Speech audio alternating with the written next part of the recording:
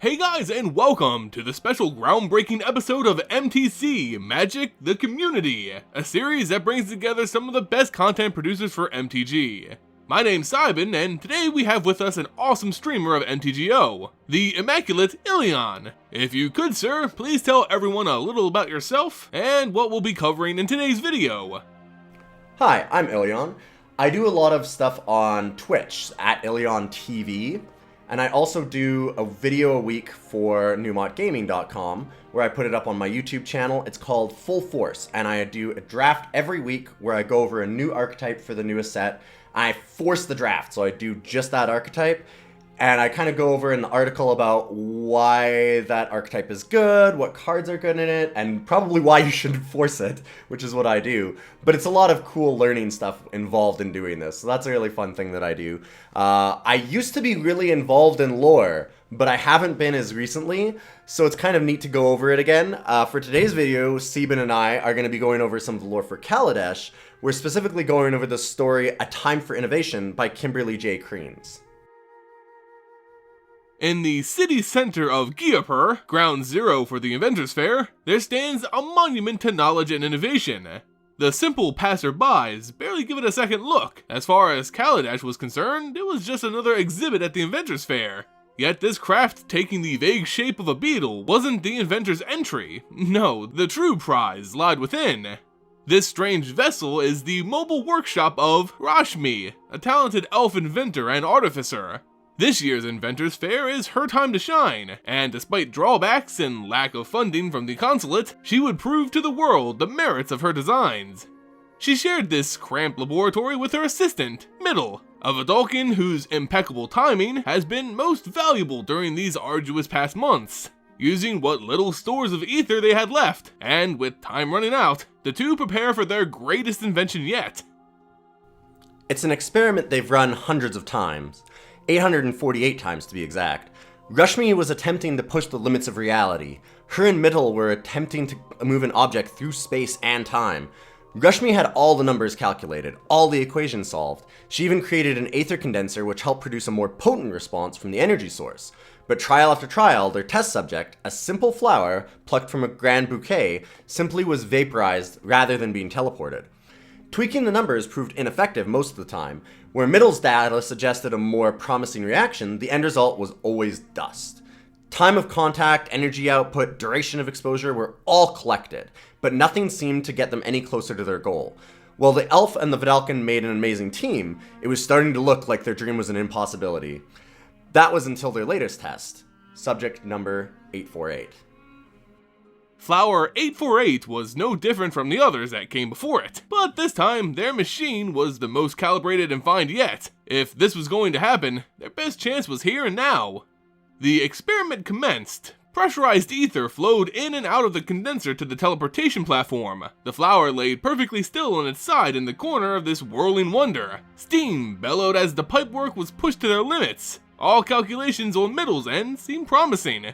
But as was the result so many times before, the flower glowed an eerily blue hue, but was unable to remain stable. Flower 848's molecular particles were separated and it was completely disintegrated. As Rashmi lowered her head in disappointment, a reassuring note came from her trusted assistant.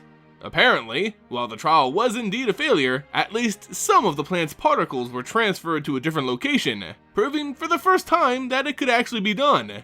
Rashmi began spouting new theories and improvements that could sustain a better result, while Middle shed a small, internal smile. More and more tests followed, each with more enthusiasm than the last. But with each passing inconclusive result, each flower vaporized, Rashmi's time dwindled. She had a predetermined date to bring her invention to the Inventors Fair judges, and that date had finally arrived. Despite all the long hours and sleepless nights, her and Middle still had no functioning teleporter. Even as the final hours approached, Rashmi was determined to prove her theories right. This was test subject 887, the final flower left, placed on the teleporter, vase and all. This would be their last trial. There simply wasn't any time left before they would appear in front of the judges. The Aether bloomed and the room was filled with strained mechanical works.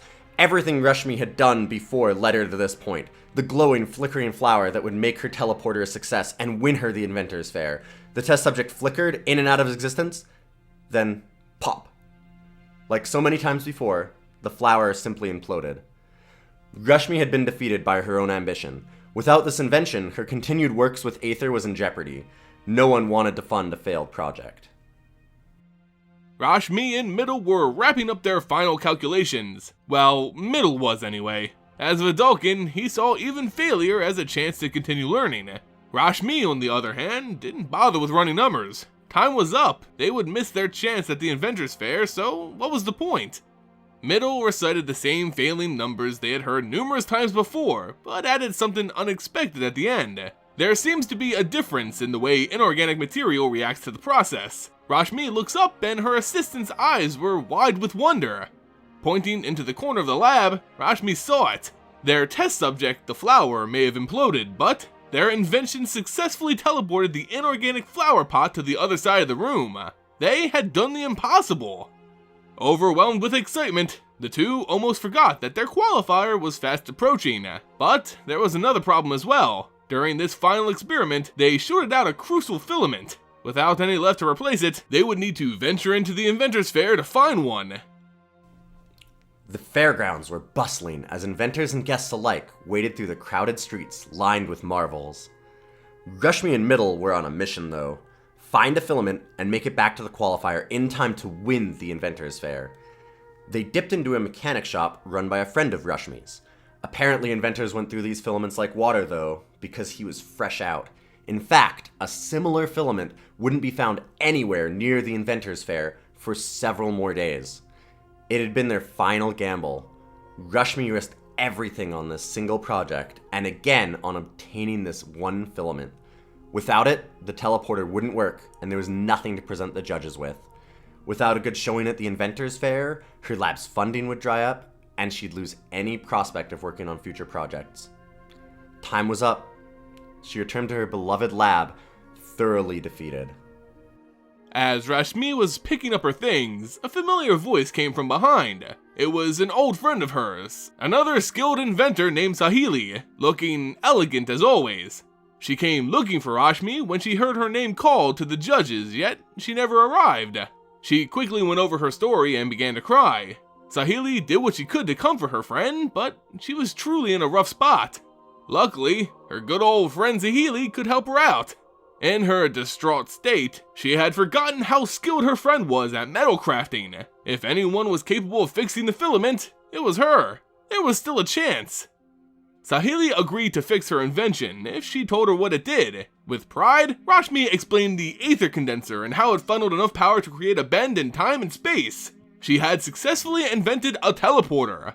In shock, Saheeli stopped what she was doing and refused to help any further. It wasn't out of spite or jealousy, but fear. This new invention was completely unresearched and untested. Who knows what it could do to Kaladesh or its people? Rashmi didn't understand. She was confused that her friend would offer to help only to take it away.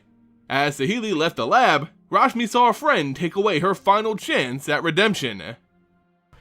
While Rashmi was upset at her friend, she couldn't understand the position Saheeli was taking.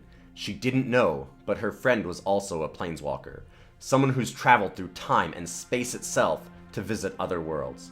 Saheeli knew the trouble that could come from another plane, and Rashmi's teleporter could be the gate that ushers in devastation. Both inventors were frustrated. Rashmi thought she'd been betrayed by a friend, and Saheeli was struggling with doubt over her actions. Saheeli coped with it the best way she knew how, fighting machines to the bitter end in the illegal dueling pits of the Renegades. She was one of the best duelists on Kaladesh, certainly the best of the Renegades, but even winning a full night of tournaments couldn't clear her mind of her actions against her friend. The teleporter could be dangerous, but even so, she had no data to prove it. She discarded a friend for her lack of research, yet she had none of her own. Saheeli realized that boundaries were made to be broken on Kaladesh, and Rashmi's teleporter deserved to be seen by the world.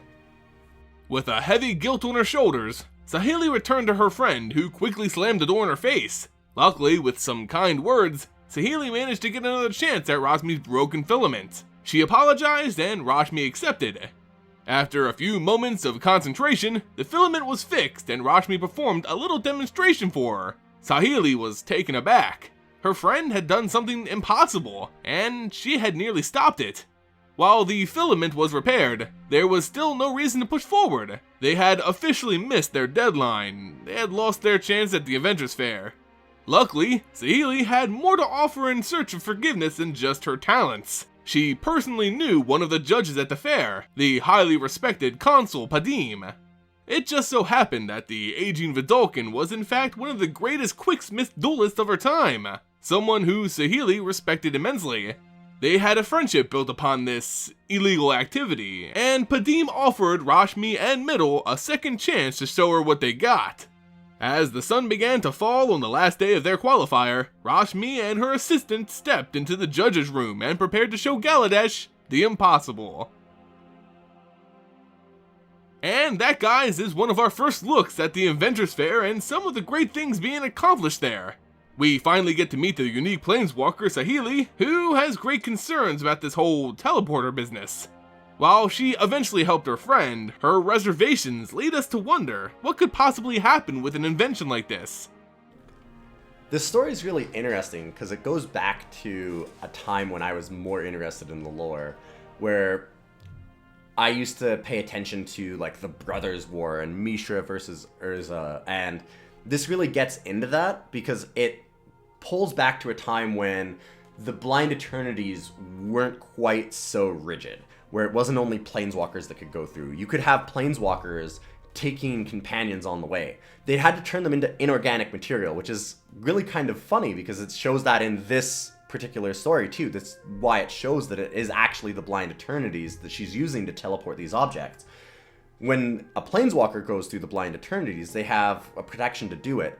But in the stories, they always had to turn like companions into stones or things like that to take them through with them, and then untransform them afterwards.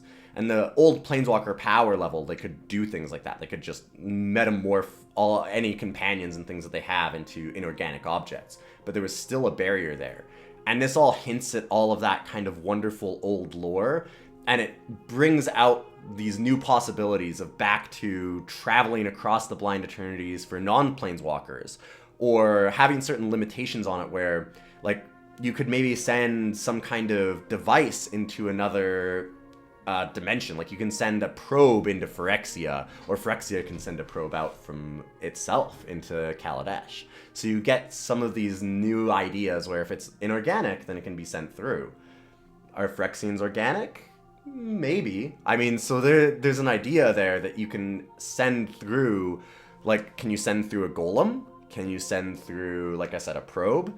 And it just leads to all these really cool ideas, and you could actually have some invasion forces and stuff. And I'm not going to go all tinfoil hat here. I don't think that they're bringing back Urza and Mishra and all that stuff. There are people that think that. I don't think that's what's happening. But it is really, really neat to note that, of course, Rashmi is an anagram for Mishra, and that's just kind of a cool little thing that they put in there. I'm sure that it was on purpose that they made Rashmi an artificer. They don't put these kinds of things in there for no reason at all, but I think that it's just a cool shout out, not anything more than that. It's still pretty neat though.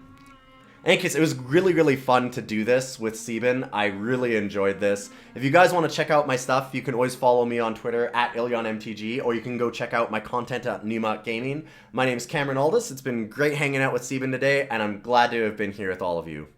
And that's gonna do it for this video, guys. If you enjoyed it, let us know by leaving a comment in the comment section below, liking the video, and sharing it with friends. If you're interested in finding more videos on the lore of MTG, you can check out my channel at www.youtube.com/slimeandlore. And to wrap everything up, I want to thank Ilyon for joining us today on the video. As always, guys, thank you all for watching, and we'll see you next time.